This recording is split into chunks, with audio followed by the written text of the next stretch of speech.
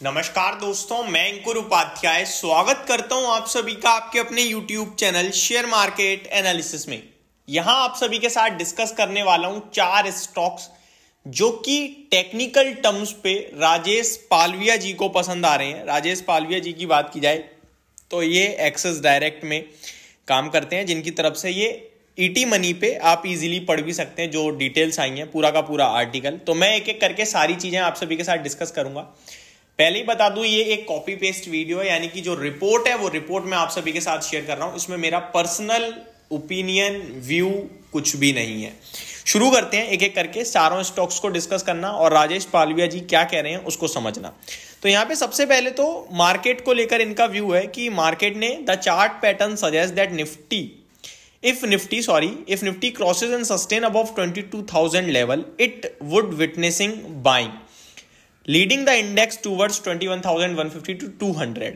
However, the index breaks below 21,700 level, if it will witness selling, taking the index towards 21,650 21,500। Simple भाषा में बताऊं तो ये कह रहे हैं कि 22,000 के ऊपर अगर निफ्टी निकल के टिकता है तो 22,150 से 200 के बीच में जा सकता है, और वहीं अगर नीचे में 21,700 के नीचे निकलता है तो 21,650 से 21,500 का लेवल भी आ सकता है।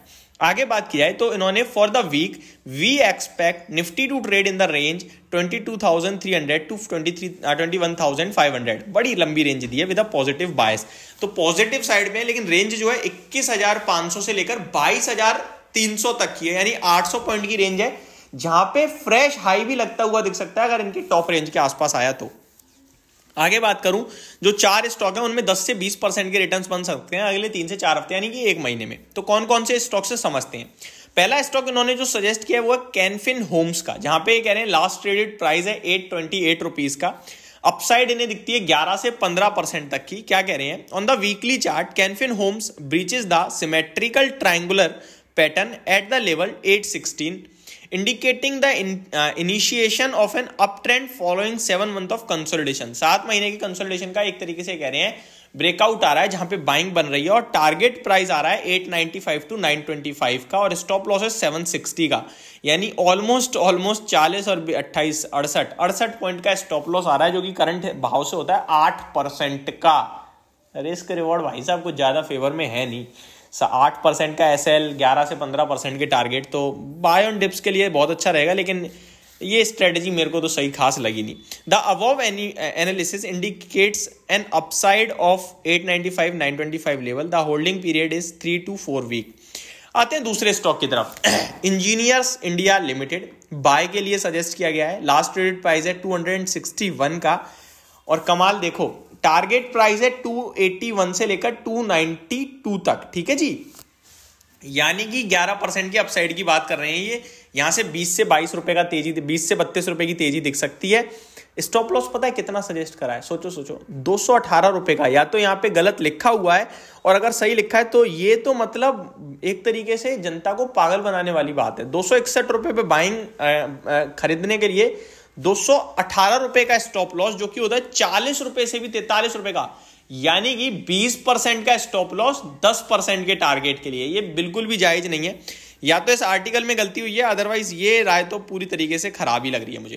थर्ड स्टॉक की तरफ बढ़ते हैं। स्टॉक का नाम है हिंदुस्तान कॉपर लिमिटेड। इन्होंने बाय के लिए बोला है ऐसे भी, जहां पे current market price LTP last traded price जो है 301 का है। टारगेट प्राइस 334 से लेकर 345 तक के बन रहे हैं, जहां पे 15% तक की अपसाइड है मैक्सिमम लेवल पे, और स्टॉप लॉस है इनका 268 का, जो कि 10% का होता है। तो मतलब बाइंग सेलिंग रिस्क रिवॉर्ड किसी भी इनके स्टॉक में मुझे फेवरेबल नहीं लगा।